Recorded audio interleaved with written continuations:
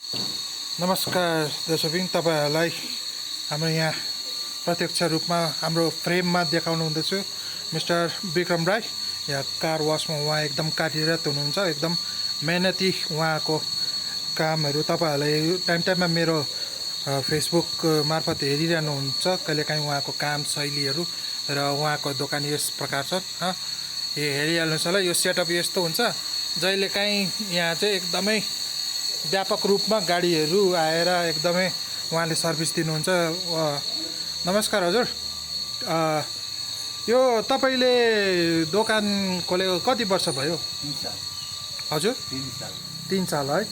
3 सालमा तपाईले यस्तो जुन चाहिँ प्रोफेसनल लिनुभएको छ हैन, यो तपाईले ट्रेनिङ गरेर गर्नुभएको हो कि आफै नै यो तपाईले सिक्दा सिक्दै? आफै मेरै दिमागले। आफै तपाईकै दिमागले है।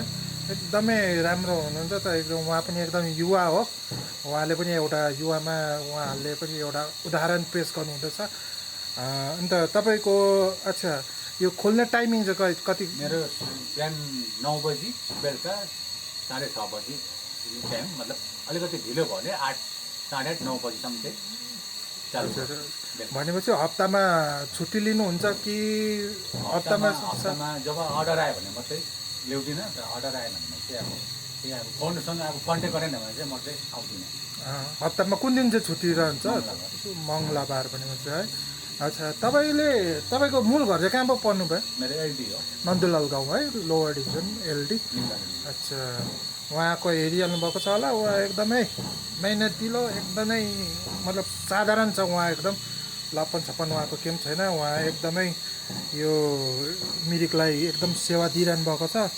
उहाँको दोकानको सेटअप। अच्छा, गाडी कार वास बाइक, अच्छा तपाईँहरूले के सर्भिस दिनुहुन्छ यहाँ?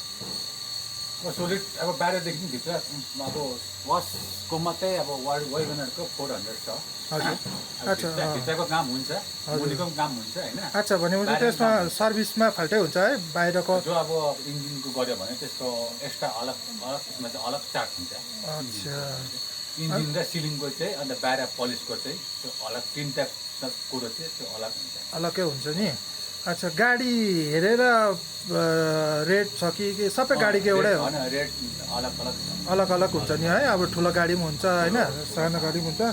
त्यही हिसाबमा आफ्नो स्कुटीको 100 रुपिस भयो वाचको मात्रै। त्यसमा अब पलिस गर्यो भने अब सानो खालको पनि पलिस पनि पाउँछ, 50 वाला पनि 50 वाला पनि पाउँछ। त्योभन्दा हेभी राम्रो खालको लाउँछु भन्दा पनि त्यसको पनि पाइहाल्छ। 200 हो। हजुर। अब टोटल वास र पलिस गरिकन 300 हुन्छ। 300 हुन्छ। बाइक पनि त्यही हो, बाइकको पनि सेम हो? Same too. तर गाडीमा चाहिँ अलिकति भिन्न पर्यो। वेगनरको हो भने चाहिँ अब टोटल 800 रुपियाँ हुन्छ। सोलिड गर्यो भने बाहिर पलिस भित्र 800 रुपियाँ। अच्छा, अल्टोको पनि त्यति हो। ठुलो गाडीको चाहिँ अब निकै पर्छ। अच्छा, यो बाइक होइन, यो त अब प्रोफेसनल कुरा भइगयो। अब यो बाइक चाहिँ अब तपाईँ पहिला त अब त यो गर्नु भएको थिएन होला होइन? पहिलातिर चाहिँ अब तपाईँको एकदम पछि जाउँ न। अब पहिलातिर चाहिँ के गर्नुहुन्थ्यो तपाईँ? अब यता मिरिकमै थियो कि बाहिर दिल्ली, बम्बई? बम्बईमा थिएँ। मुम्बईमा थियो है। मुम्बईमा के गर्नुहुन्थ्यो? बम्बईमा म यसको स्कुलमा गर्थेँ। ए, बम्बईमा त ड्राइभिङ पनि मलाई आउँथेन उतातिर त। पनि आउँदैन, स्कुलमा गर्थेँ। जब मेरो स्कुलमा थियो हजुर। होइन। बसमा अब कन्ट्याक्टर अब बसमा अब नानीहरूलाई छोड्नु, स्टुडेन्टहरूलाई छोड्नु। अच्छा, अच्छा। त्यति मात्रै मेरो ड्युटी थियो उता। यता चाहिँ मैले अब म आएको 3 साल भयो यता मिरिकमा है। मिरिकमा। अच्छा, 25 सालमा म यता आएको। अच्छा, अहिले होइन मिरिकको युवाहरू तपाईँले देखिरहनु भएको छ कति यताउति भइरहेछ। तपाईँले एउटा तपाईँको आफ्नो व्यक्तिगत हिसाबमा अब मिरिकको युवाहरूलाई एउटा सानो मेसेज दिनु पऱ्यो भने के चाहिँ दिनुहुन्छ?